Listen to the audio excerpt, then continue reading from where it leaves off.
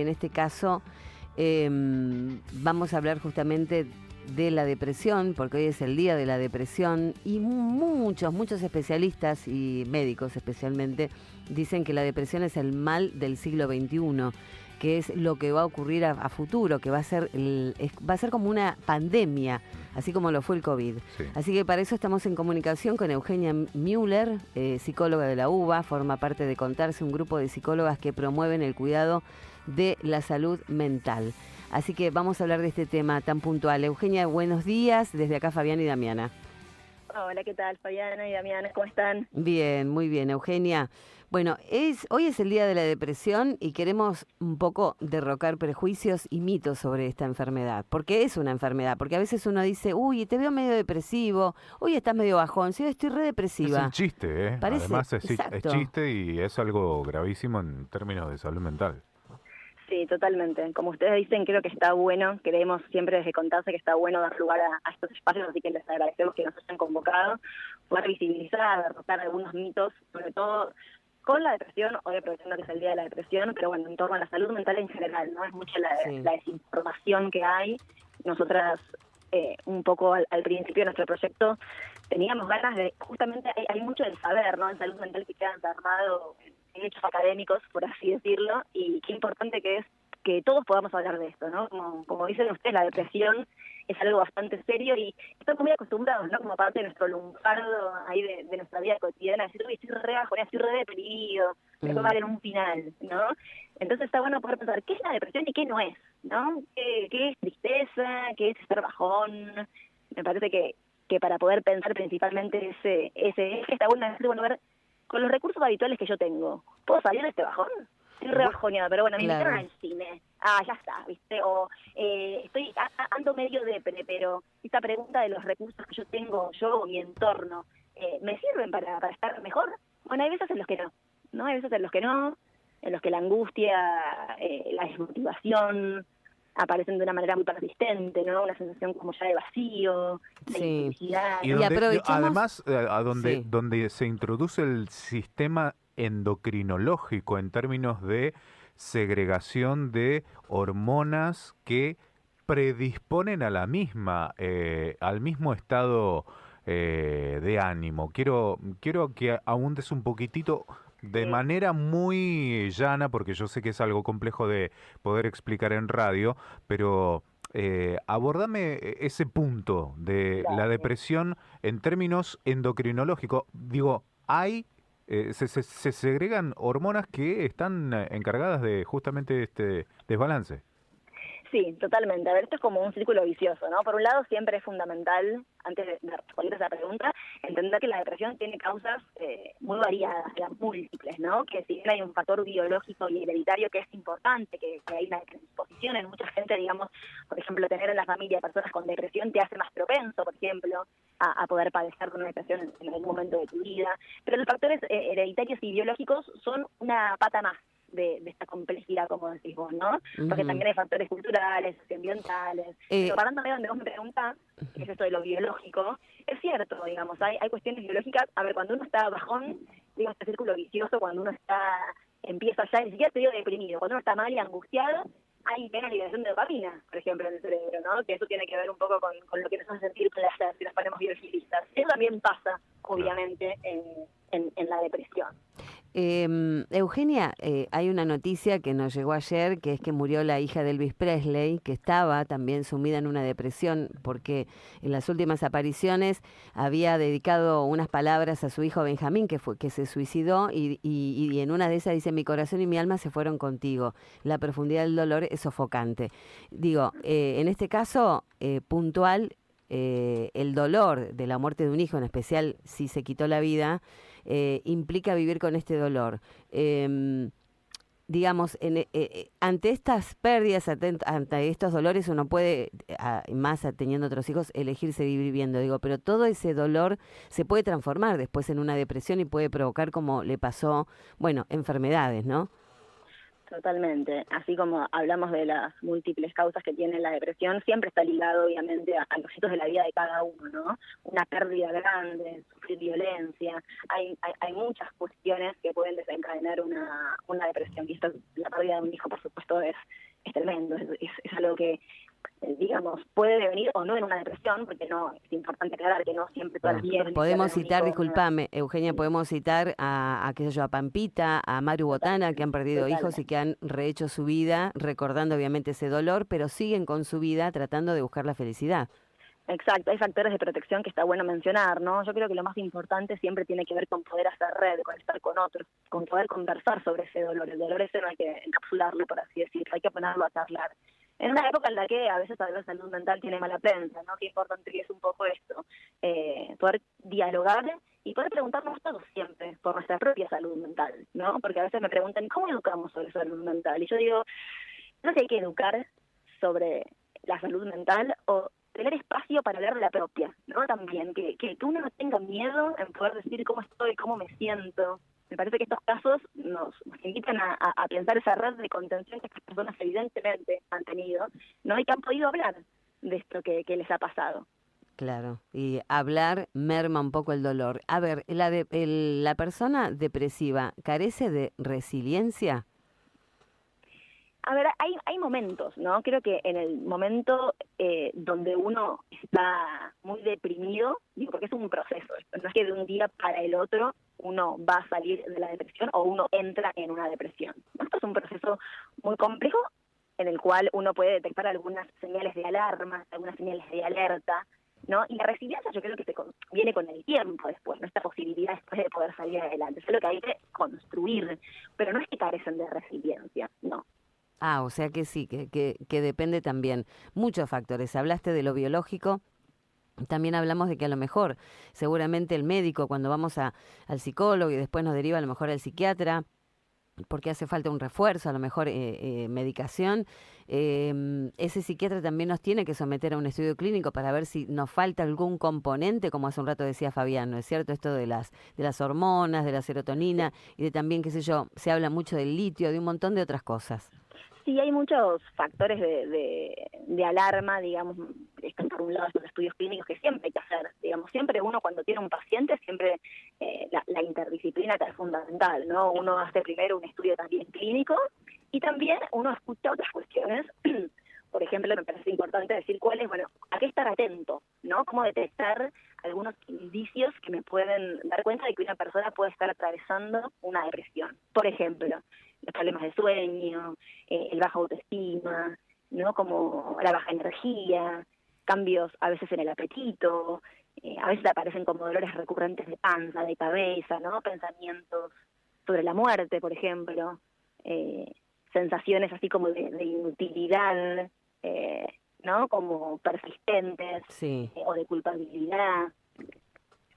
O Todas sea, estas cuestiones son sí. fundamentales. Y la depresión puede durar, porque a veces todas esas sensaciones, creo que todos los oyentes y nosotros en algún momento, por pérdidas me refiero a muertes, por separaciones, por engaños, hoy hablamos del tema de Shakira, por ejemplo, Sí. situaciones de duelo en general, digo, nos someten a este tipo de sensaciones, ¿no? De no poder dormir, de sentirnos con baja autoestima.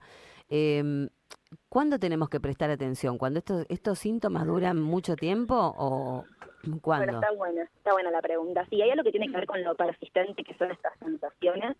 Y esto también que yo decía al principio, ¿no? De los recursos habituales que muchas veces uno tiene como para poder salir de estos estados, ¿no? La propia red social, familiar, los amigos, digo, a veces que uno está muy angustiado, pero que con determinadas estrategias con las que uno cuenta, bueno, encuentra la manera de sentirse mejor. Ahora, ¿cuándo debo consultar?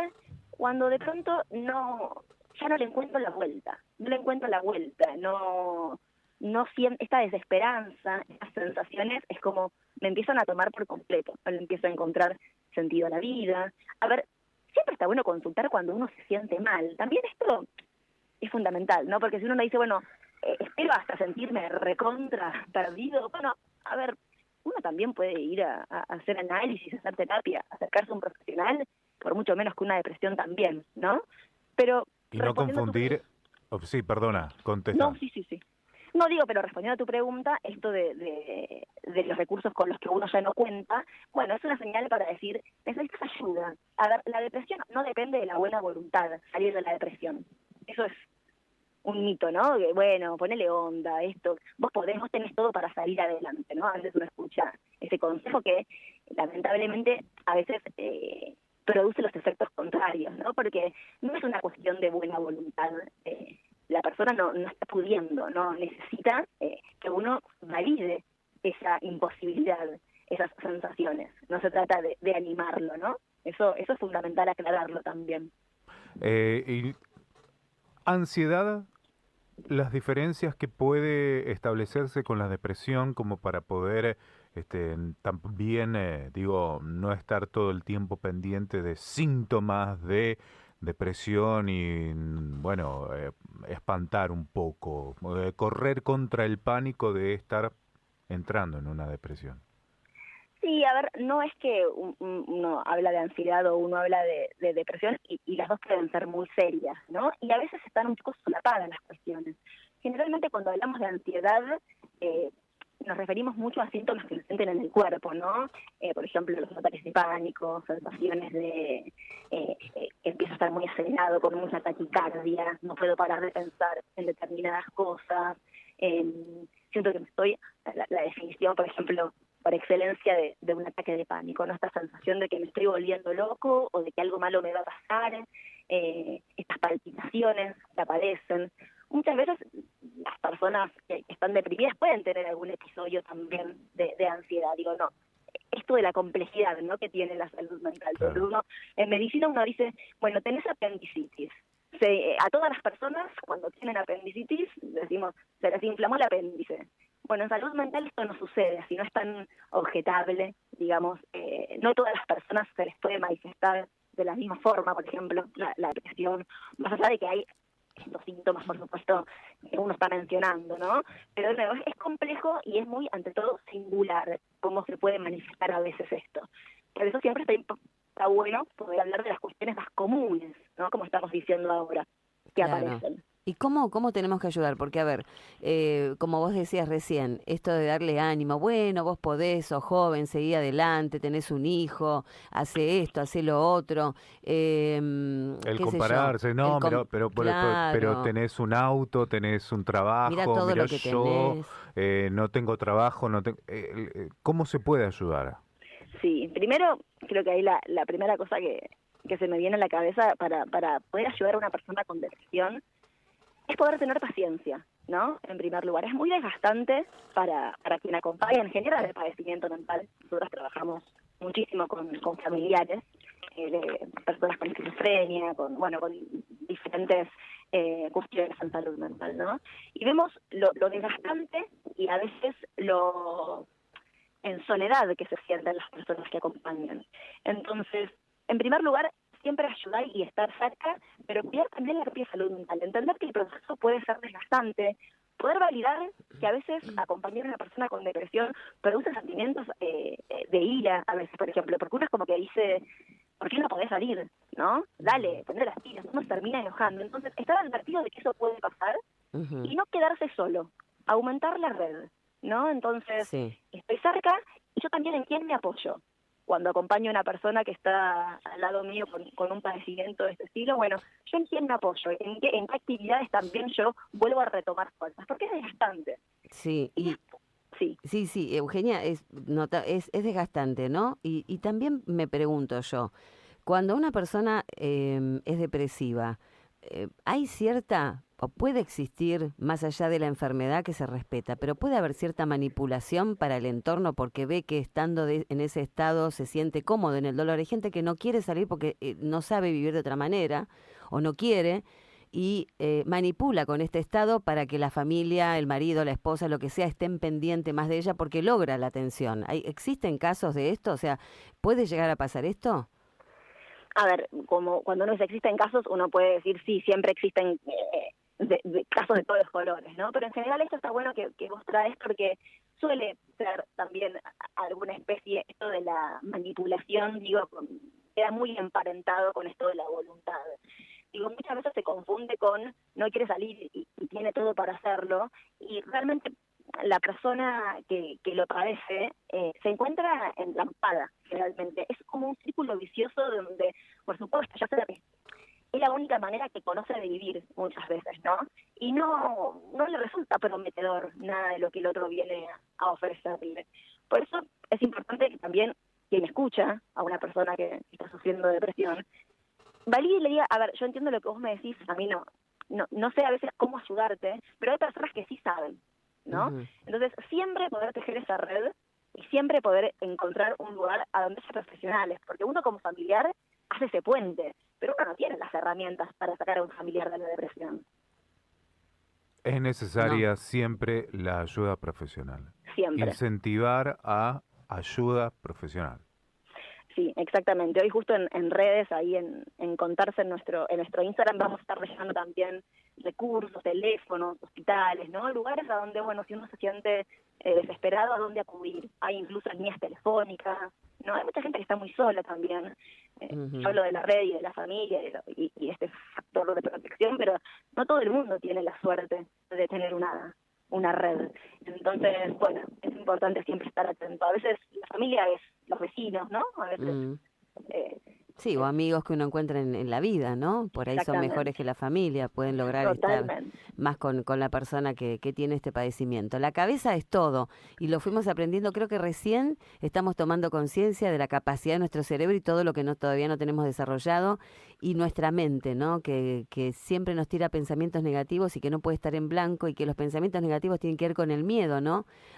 Y nos cuida a través del miedo, que es una cosa que está mal aprendida, y que muchas veces tenemos que ser conscientes para poder sacar esos pensamientos negativos y poder seguir con nuestra vida para justamente, si nos pasan esas cosas, no sumirnos en una depresión, ¿no? Sí, claramente. Es una época también que empuja mucho al acelere, ¿no? No hay tiempo para nada, ni para pensar en cómo está uno. Cuando yo digo, bueno, hablar de cómo uno está, hablar de la propia salud mental, a veces... uno está todo el día trabajando, todo el día ocupándose, a veces mucha gente de sobrevivir, ¿no? Entonces, qué importante es tener espacios de otra índole. Exactamente. Bueno, hoy en el Día de la Depresión, entonces, podemos decirle a los oyentes de Pasatiempo que pueden chequear, ¿no?, tus redes sociales para encontrar algún tipo de contención, si necesitan una profesional, una psicóloga, y bueno, y ayudarlos. Dale, muchísimas gracias. Sobre todo van a encontrar mucho material de difusión, mucha información en nuestras redes. Nuestro principal objetivo tiene que ver con la difusión en salud mental, así que están invitados a recorrer un poco nuestro sitio, tanto web como de Instagram, y acercarles un poquito todas estas herramientas que vienen muy bien siempre tener a la mano. Contanos entonces cuál es. @contarse. @contarse. Directamente en Instagram. Ese es el Instagram. Y el sitio web es www.contarse.org. Perfecto, Eugenia. Gracias por tu calidez y esperemos que sigan ayudando cada vez más a la gente, porque sabemos que es un mal de este siglo, un mal de la época, y tenemos que ayudar también a los más chiquitos que pueden llegar a tener también depresión, no solamente los adultos, ¿no?